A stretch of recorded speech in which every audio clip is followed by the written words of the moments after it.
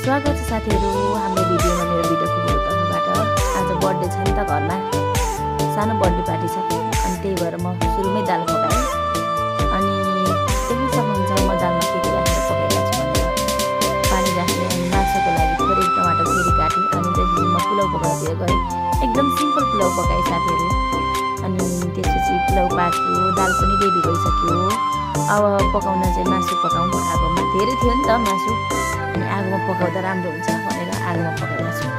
अनि बिचमा खोपको इन्ट्री भयो साथीहरु। थोरै डेकोरेसनको सामानहरू लिएर छोप्दै पकाउँदै गरिरहेको थिएँ मासु मैले।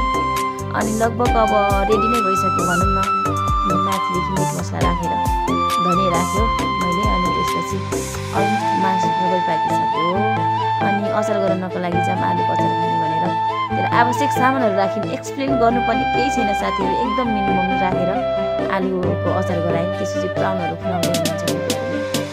अनि त्यसपछि धेरै रातो भइसक्यो साथीहरु, खाइहाल्यो फुटबलले। अनि बहिनी भिडियो खिच्नु नै लजाइ मेरो इन्ट्री भयो। अनि त्यसपछि बहिनीहरूले थोरै डिस्कसनहरू गरेका छन्। म चाहिँ खाना पकाउन थिएँ नि त, मैले गरेन। सबैजना रेडी भएको थियो साथीहरु। अब केक काट्ने 3 जना मिलेर केक काटे साना खुच्चाखुच्चीहरूले। म चाहिँ केक खान लागे। केक चाहिँ कति धेरै खेला।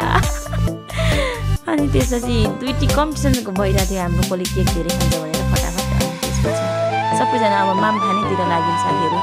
माम खाने बेला मैले भिडियो बनाउँदैन किनभने मलाई बाँड्नु पर्छ नि त सबैजनालाई। त्यही भएर आजको ब्लग यही थियो साथीहरु। बाइ साथी।